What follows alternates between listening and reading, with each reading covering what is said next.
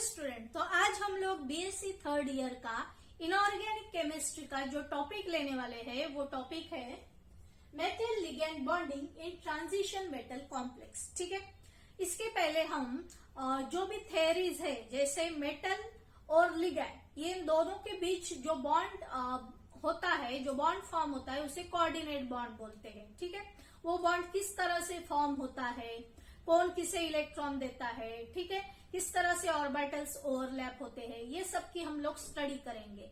इसके लिए अलग अलग थेरीज दी गई है। पहली जो है वो वैलेंस बॉन्ड थेरी है, लेकिन वैलेंस बॉन्ड थेरी की कुछ लिमिटेशंस थी, कुछ पॉइंट्स वो एक्सप्लेन नहीं कर पा रहा था वैलेंस बॉन्ड थेरी। तो दूसरी थेरी इंट्रोड्यूस की गई, that is CFT, crystal field theory. ठीक है, फिर सीएफटी के बाद एमओटी, मॉलिक्यूलर ऑर्बिटल थेरी, ये भी थेरी है जो एक्सप्लेन करती है मेटल और लिगैंड के बीच में कौन सा बॉन्ड रहेगा। तो ये तीनों भी थेरीज, ठीक है, हमें स्टडी करना बहुत जरूरी है। एमओटी को एलएफटी भी बोलते हैं, ठीक है, लिगैंड फील्ड थेरी।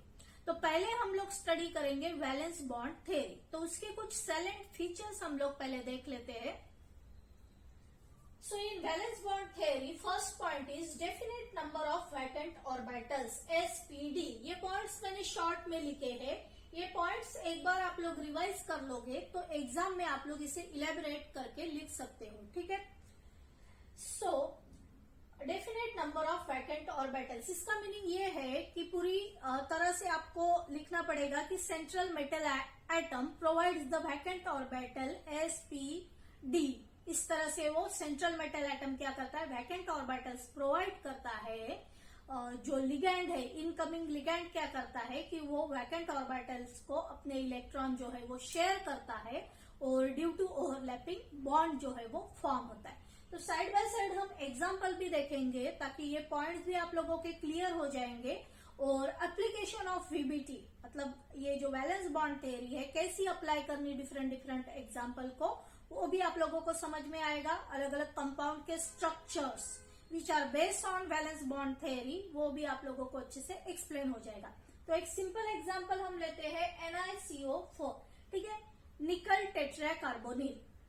इसमें जो निकल है वो रहेगा सेंट्रल एटम रहेगा। ठीक है, और CO as a ligand act कर रहा है। कितने CO के मॉलिक्यूल है, 4 है। तो निकल का कोऑर्डिनेशन नंबर क्या होगा, 4। ठीक है, जितने लिगैंड के मॉलिक्यूल वो अपने एरिया में सराउंडिंग उसके जितने लिगैंड के मॉलिक्यूल रहेंगे वो उसका कोऑर्डिनेशन नंबर रहेगा। तो निकल जो है, पहले हम जनरल इलेक्ट्रॉनिक कॉन्फ़िगरेशन निकल का हमें पता है 3d8 4s2। ठीक है, तो यही इलेक्ट्रॉनिक कॉन्फ़िगरेशन, या इसे हम बोलेंगे ग्राउंड इलेक्ट्रॉनिक कॉन्फ़िगरेशन, इस तरह से ऑर्बिटल के फॉर्म में लिखेंगे। यहाँ ग्राउंड स्टेट करके लिखेंगे। ठीक है, ग्राउंड स्टेट इलेक्ट्रॉनिक कॉन्फ़िगरेशन, ये रहेगा d ऑर्बिटल और ये है s ऑर्बिटल। ठीक है, यहाँ जो है p ऑर्बिटल्स जो है वो एम्प्टी रहेगा। यहाँ ये d ऑर्बिटल ड्रॉ करेंगे, ये 4s ऑर्बिटल हो गया, और यहाँ p ऑर्बिटल ड्रॉ करेंगे, ये हो गया 3d। ठीक है, ये 3d है, 1 2 3 और ये 5 ऑर्बिटल्स। 3d में 8 इलेक्ट्रॉन, ये 4s हो गए जिसमें 2 इलेक्ट्रॉन है, और ये 4p ऑर्बिटल। इसके 8 electron according to Hund's rule place करेंगे, 1 2 3 4 5 6 7 8। ठीक है, ये हो गए 4s2 के 2 इलेक्ट्रॉन। नाउ अभी क्या करेंगे कि इसमें जो हाइब्रिडाइजेशन होता है वो होता है sp3 हाइब्रिडाइजेशन। ठीक है, लिगैंड को क्या चाहिए, एम्प्टी ऑर्बिटल्स चाहिए। तो यहाँ जो है ऑलरेडी 3 एम्प्टी ऑर्बिटल्स है, लेकिन ये जो CO है ये स्ट्रॉन्ग फील्ड लिगैंड है। ठीक है, कुछ लिगैंड होते हैं जैसे CO है या अमोनिया का मॉलिक्यूल NH3, ये स्ट्रॉन्ग फील्ड लिगैंड होते हैं। इनके पास एनर्जी ज्यादा होती है, रिपल्शन की एनर्जी ज्यादा होती है। तो वो d ऑर्बिटल्स जो है, पहले d जेनरेट जो डी ऑर्बिटल से उसमें वो कुछ चेंजेस कर सकता है, इलेक्ट्रॉन को ज्यादा से ज्यादा रिपेल कर सकता है। कुछ वीक फील्ड लिगैंड भी होते हैं जैसे F माइनस, तो एज कंपेयर टू CO या NH3, F माइनस ये जो है ये वीक फील्ड लिगैंड होता है। लेकिन अभी हम CO को देख रहे हैं, तो CO कैसा है, स्ट्रॉन्ग फील्ड लिगैंड है। तो वो क्या करता है, अपने ये 4s के इलेक्ट्रॉन, ठीक है, या 3d ऑर्बिटल में शिफ्ट कर देता है। ठीक है, जैसे ही लिगैंड आएगा निकल के पास, वो क्या करेगा कि ये जो 4s में इलेक्ट्रॉन है वो d ऑर्बिटल में शिफ्ट कर देगा और ये 4s ऑर्बिटल को एम्प्टी कर देगा, क्योंकि वो स्ट्रॉन्ग लिगैंड है, उसके पास बहुत ज्यादा एनर्जी है। तो क्या होता है यहां, इस तरह से, ठीक है, ये दो इलेक्ट्रॉन, ये 3 pair as it is draw की है, ये दो इलेक्ट्रॉन यहाँ शिफ्ट हो जाएंगे, तो इस तरह से पेयरिंग हो जाएगा। ये ऑर्बिटल अभी एम्प्टी हो गया, 4s ऑर्बिटल एम्प्टी हो गया और ये 4p ऑर्बिटल ऑलरेडी एम्प्टी था। ठीक है, अभी क्या होता है, यहाँ जो हाइब्रिडाइजेशन होता है वो होता है sp3 हाइब्रिडाइजेशन। ठीक है, sp3 हाइब्रिडाइजेशन, एक s ऑर्बिटल और 3 p ऑर्बिटल, ठीक है, ये जो एम्प्टी ऑर्बिटल है आपस में कंबाइन होके न्यू ऑर्बिटल्स फॉर्म करते हैं। और पहले के जो ऑर्बिटल्स है वो एज इट इज, उनमें हम इलेक्ट्रॉन जो है वो फिल करेंगे। निकेल के पास ऑलरेडी इतने इलेक्ट्रॉन है, 10 इलेक्ट्रॉन है। ठीक है, तो ये जो न्यू ऑर्बिटल्स फॉर्म हो गए, टोटल कंबाइन होके 1s और 3p, 1 2 3 4 न्यू ऑर्बिटल्स फॉर्म हो गए। ठीक है, जो एम्प्टी है। अभी वो लिगैंड का मॉलिक्यूल क्या करेगा, यहाँ 4 लिगैंड के मॉलिक्यूल है। ठीक है, उसमें ऑक्सीजन के पास पेयर ऑफ इलेक्ट्रॉन होता है, तो हर एक CO के पास एक पेयर ऑफ इलेक्ट्रॉन है, तो वो क्या करेगा, लिगैंड का मॉलिक्यूल ये जितने भी एम्प्टी ऑर्बिटल्स है इनमें अपने इलेक्ट्रॉन डाल देंगे। ठीक है, तो यहाँ ये फिल हो जाएगा इस तरह से 4 पेयर्स, मतलब टोटल 8 इलेक्ट्रॉन। ये 8 इलेक्ट्रॉन कहां से आ गए, CO। ठीक है, अपना जो कार्बन मोनोऑक्साइड है, जो लिगैंड है, वहां से ये इलेक्ट्रॉन एम्प्टी ऑर्बिटल में आ रहे हैं। तो इसे बोलते हैं बॉन्ड कैसे फॉर्म हो गया, by sharing of electron. Central metal atom और CO जो लिगैंड है, ठीक है, या लिगैंड करके लिखेंगे, तो इस तरह से कोवेलेंट बॉन्ड जो है वो फॉर्म होता है। तो अभी क्या करेंगे, ये एग्जांपल की हेल्प से हम लोग ये पॉइंट समझने की कोशिश करेंगे। Definite number of vacant orbital sp_d। यहाँ कौन से ऑर्बिटल यूज किए गए हैं, s ऑर्बिटल और 3 p ऑर्बिटल्स जो है वो यूज किए गए हैं। अभी तो कभी कभी जो है आगे का एग्जांपल हम स्टडी करेंगे जिसमें d ऑर्बिटल जो है वो भी यूज किया गया है, या s और p ऑर्बिटल। ठीक है, जो s ऑर्बिटल वैकेंट नहीं था उसे भी वैकेंट करके यूटिलाइज किया गया है। तो इस तरह से बॉन्डिंग हुई है। Second, vacant orbital number equals to coordination number. ठीक है, कितने वैकेंट ऑर्बिटल फॉर्म हुए, 4, क्योंकि कोऑर्डिनेशन नंबर कितना है निकेल का, 4। ठीक है, 4 लिगैंड्स वहां अटैच हो रहे हैं इसीलिए। Then same number of hybrid orbitals, यहाँ जितने हाइब्रिड ऑर्बिटल्स जो है कंबाइन हो रहे हैं उतने ही नंबर में न्यू ऑर्बिटल्स जो है वो फॉर्म होंगे। Ligand containing a loan pair of electron. ठीक है, लिगैंड है तो उसके पास इलेक्ट्रॉन की पेयर होना जरूरी है। ठीक है, तभी वो अपने इलेक्ट्रॉन जो है एम्प्टी ऑर्बिटल में प्लेस कर सकता है, एम्प्टी ऑर्बिटल को अपने इलेक्ट्रॉन जो है दे सकता है। ठीक है, या शेयर कर सकता है बोलो, तो हर एक लिगैंड क्या रहेगा, उसके पास पेयर ऑफ इलेक्ट्रॉन होना जरूरी है, या लिगैंड का मतलब ही है कि उसके पास लोन पेयर ऑफ इलेक्ट्रॉन होती है।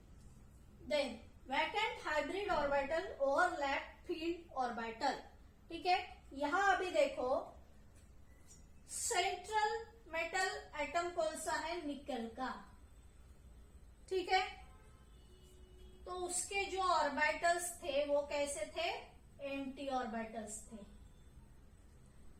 और ये जो CO है लिगैंड, उसने उसे इलेक्ट्रॉन्स प्रोवाइड किए। तो इस तरह से यहां दो दो इलेक्ट्रॉन हम ड्रॉ करेंगे।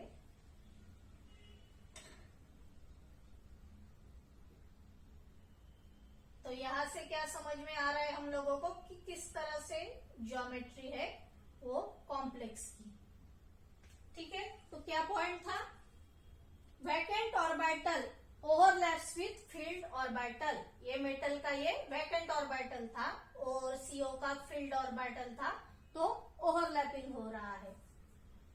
Geometrical shape depends upon hybridisation. इसमें कौन सा हाइब्रिडाइजेशन हो रहा है, sp3 हाइब्रिडाइजेशन। तो sp3 हाइब्रिडाइजेशन अगर हो रहा है तो हमको पता है कि टेट्राहेड्रल ज्योमेट्री होती है, ठीक है। इस तरह से निकल को अगर 3 CO के ये मॉलिक्यूल्स है,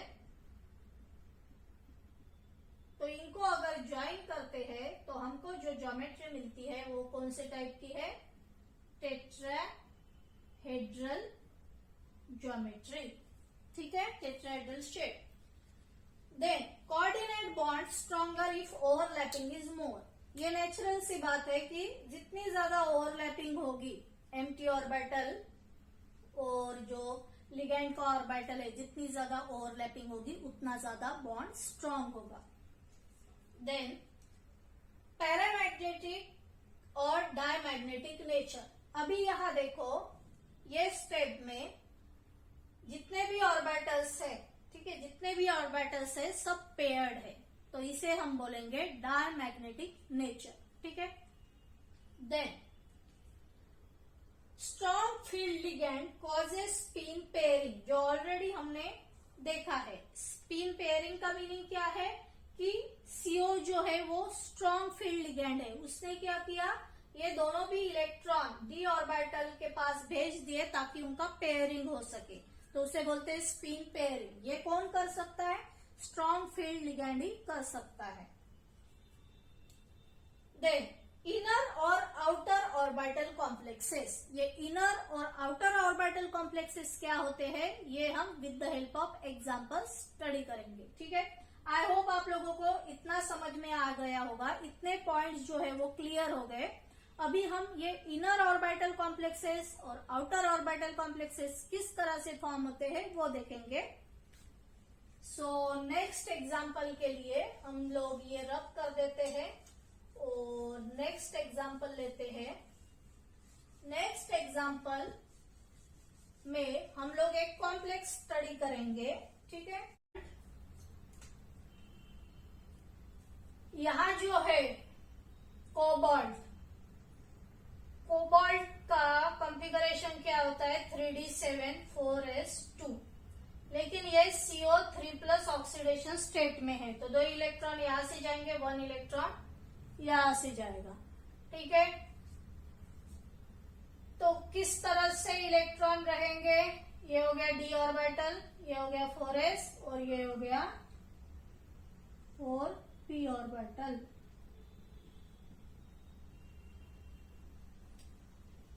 यहां से 3 इलेक्ट्रॉन चले गए तो यहाँ 1 2 3 4 5 और 6 इलेक्ट्रॉन। ये 4s के 2 इलेक्ट्रॉन, ये 3d है, ये 4s है, ये 4p जो एम्प्टी है, ठीक है। तो यहाँ जो हाइब्रिडाइजेशन होता है, यहाँ जो हाइब्रिडाइजेशन होता है वो है d2sp3। तो इसके लिए 2 d ऑर्बिटल्स एम्प्टी चाहिए, ठीक है, d2sp3 हाइब्रिडाइजेशन के लिए। और अमोनिया भी कैसे है, स्ट्रॉन्ग फील्ड लिगैंड है, तो वो क्या करता है, ये 2 ऑर्बिटल्स उसे एम्प्टी करने हैं, ठीक है। तो वो क्या करेगा, ये 2 इलेक्ट्रॉन को, ये जो लिगैंड है, ये लिगैंड क्या करेगा, 2 इलेक्ट्रॉन को रिपेल करके यहाँ पेयरिंग करने के लिए बोलेगा। तो चेंज किस तरह से होगा, इसे हम लोग ड्रॉ करेंगे। ये दो अगर पेयरिंग में चले गए तो इस तरह से दो ऑर्बिटल एम्प्टी हो जाएंगे। ये 4s के एज इट इज लिखेंगे और ये रहा 4p।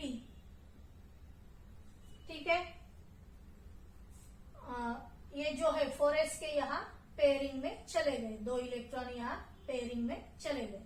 तो अभी एम्प्टी जो ऑर्बिटल है वो कौन से एम्प्टी ऑर्बिटल मिल गए? वो जो एम्प्टी ऑर्बिटल है ये दो d ऑर्बिटल, एक s ऑर्बिटल और 3 p ऑर्बिटल। तो हाइब्रिडाइजेशन कौन सा है? d2sp3 है। ठीक है, कितने न्यू फॉर्म होंगे? ये दो, एक 3 और ये 3, मतलब 6 total new hybrid orbitals form होंगे। 1 2 3 4 5 6 और कोऑर्डिनेशन नंबर भी क्या है? 6 है। ठीक है, तो 6 पेयर ऑफ लिगेंड्स आके यहाँ जो है वो एम्प्टी ऑर्बिटल को फील करेंगी। ठीक है, यहाँ कौन आएगा? अमोनिया के मॉलिक्यूल और NH3 एज अ लिगेंड, वो अपने इलेक्ट्रॉन यहाँ प्रोवाइड करेंगे। तो यहाँ क्या हो रहा है? D2sp3 hybridisation. यहाँ एक बात याद रखो, ये जो कॉम्प्लेक्स फॉर्म हो गया है, यहाँ अभी हम पहले लिख लेते हैं कि किस तरह से इलेक्ट्रॉन है। ये 3 ऑर्बिटल जो है उनमें इस तरह से पेयरिंग से इलेक्ट्रॉन है और ये जो न्यू ऑर्बिटल फॉर्म हो गए, ठीक है, 1 2 3 4 5 6, 1 2 3 4 5 6, उनमें इस तरह से लिगेंड के इलेक्ट्रॉन आ जाएंगे। ठीक है, अभी क्या हो रहा है? अभी देखो यहाँ जितने भी इलेक्ट्रॉन्स है सब पेयरिंग के फॉर्म में है, तो इसका नेचर कैसे रहेगा? डायमैग्नेटिक। ठीक है, डायमैग्नेटिक की नेचर। फिर हम लोगों को समझना है कि इनर ऑर्बिटल कॉम्प्लेक्स क्या होता है। इनर ऑर्बिटल कॉम्प्लेक्स, और इसे लो स्पिन कॉम्प्लेक्स भी बोलते हैं।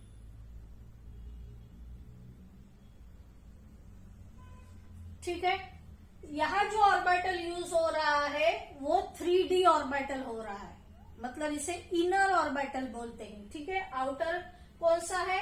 4 नंबर का ऑर्बिटल आउटर है, लेकिन इनर D ऑर्बिटल यूज हो रहा है, इसीलिए इसे बोलते हैं इनर ऑर्बिटल कॉम्प्लेक्स। ठीक है, या लो स्पिन कॉम्प्लेक्स। तो हम लोग और एक एग्जांपल लेंगे जिसमें हमें समझना है कि आउटर ऑर्बिटल कॉम्प्लेक्स क्या होता है। ठीक है, सो दूसरा एक एग्जांपल लेंगे, ये हम रब कर देते हैं। दूसरा जो एग्जांपल है सेम कोबाल्ट के साथ रहेगा, COF6 3-।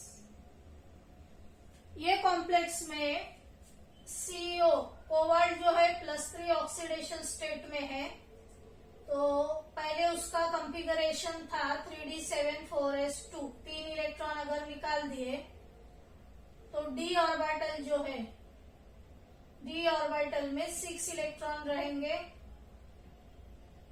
इस तरह से 3d 4s जो ऑर्बिटल है वहां से इलेक्ट्रॉन निकल गए, और ये है 4p ऑर्बिटल, 4s और 4p।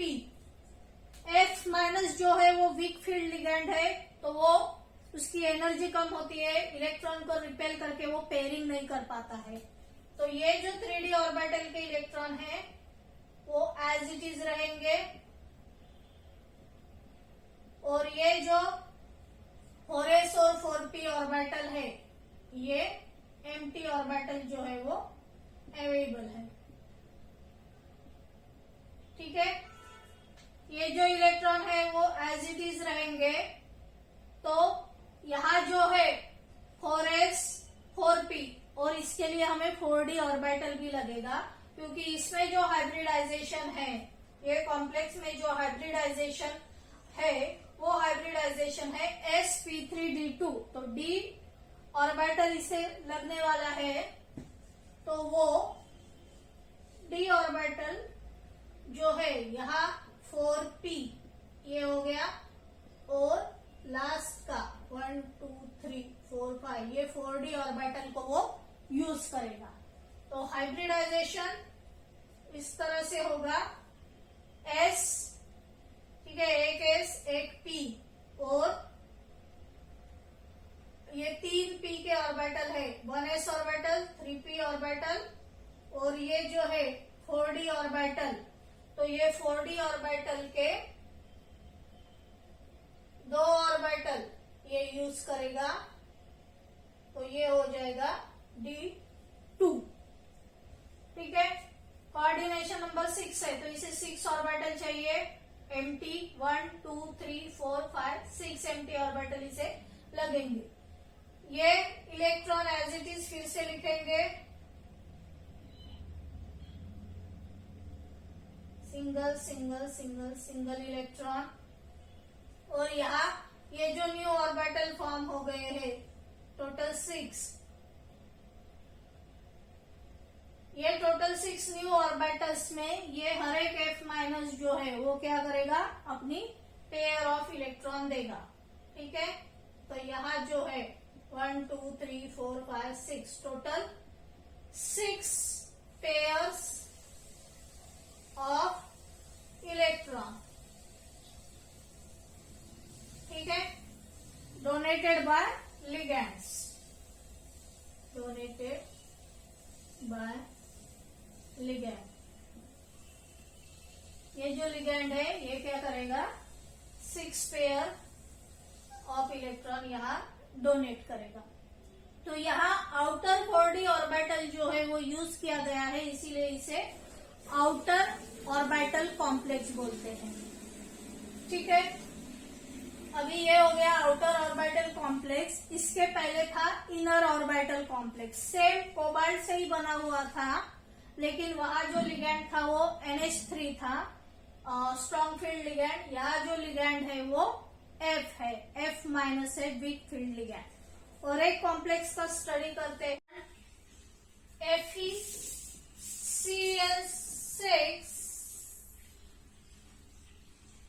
3 माइनस। यहाँ Fe की ऑक्सीडेशन स्टेट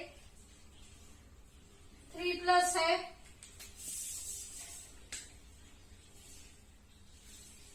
ठीक है। ओरिजिनली कितने इलेक्ट्रॉन है Fe में रहते हैं 3d6 4s2।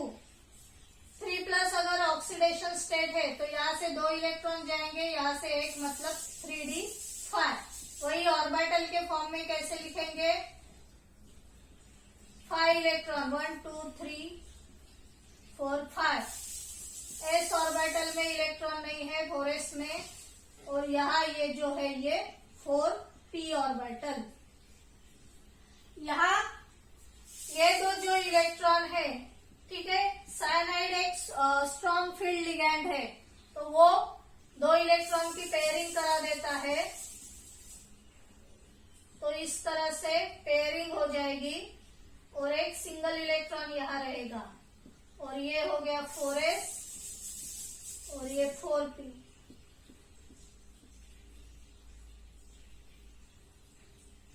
ऑक्टाहेड्रल कॉम्प्लेक्स है, 6 लिगैंड के मॉलिक्यूल है, इनके लिए 6 एम्प्टी ऑर्बिटल लगेंगे।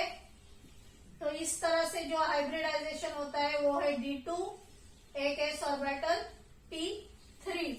टोटल जो है 2 और ये 3 और ये 3, टोटल 6 न्यू ऑर्बिटल्स फॉर्म होते हैं।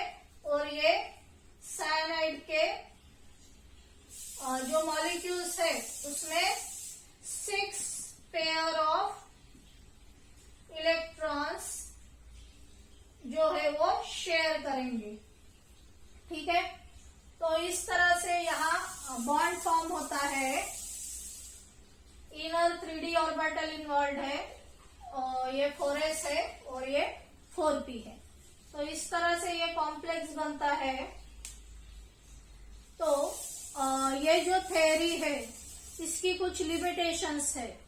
जैसे हम लोगों ने देखा कि कोबाल्ट के साथ अमोनिया भी बॉन्ड फॉर्म कर रहा है, तो वो इनर ऑर्बिटल कॉम्प्लेक्स फॉर्म करता है। जब कोबाल्ट और F- के बीच में बॉन्डिंग होती है तो वो आउटर ऑर्बिटल कॉम्प्लेक्स फॉर्म करता है। मतलब सिमिलर मेटल आयन के साथ बॉन्डिंग करने के बॉन्ड बनाता है कोबाल्ट, लेकिन एक ऑर्बिटल इनर क्यों होता है और दूसरा आउटर क्यों होता है। तो इसका एक्सप्लेनेशन जो है वैलेंस बॉन्ड थ्योरी नहीं दे पा रही थी। और कुछ प्रॉपर्टीज है, जैसे यहाँ अभी सिंगल इलेक्ट्रॉन है, ठीक है। अभी ये जो ऑर्बिटल्स है, न्यू ऑर्बिटल्स जो है, उनमें तो इलेक्ट्रॉन प्लेस हो जाएंगे इस तरह से, लिगेंड अपने इलेक्ट्रॉन देगा। लेकिन यहाँ क्या है, एक अनपेयर्ड इलेक्ट्रॉन है, ठीक है। तो ये जो कॉम्प्लेक्स है ये पैरामैग्नेटिक कॉम्प्लेक्स होगा। और जब पेयरिंग होता है इलेक्ट्रॉन का, ठीक है, एक भी अगर अनपेयर्ड इलेक्ट्रॉन नहीं रहा तो वो डायमैग्नेटिक कॉम्प्लेक्स होता है। तो ये जो मैग्नेटिक बिहेवियर है, इसके बारे में भी वैलेंस बॉन्ड थ्योरी में एक्सप्लेनेशन नहीं दिया गया था।